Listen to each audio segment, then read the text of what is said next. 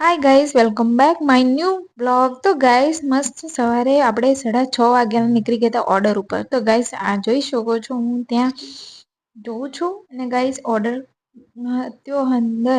તો guys order અંદર પતાયો. Bridal હતી ને સાઇડર મારા મેડમના જોડે હું ગયેલી.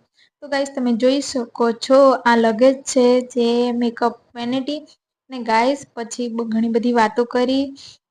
ફાઇનલી પછી રેડી થઈ ગયા. અમારા બધા પાછળ ઊભા છે ને બધા રેડી છે પણ અમુકને બતાવવાના નતા એટલે અમે ગાઈસ બતાવ્યા નથી. તો ગાઈસ ઘણી વાતો ઘણી બધી કરી મસ્તી કરી.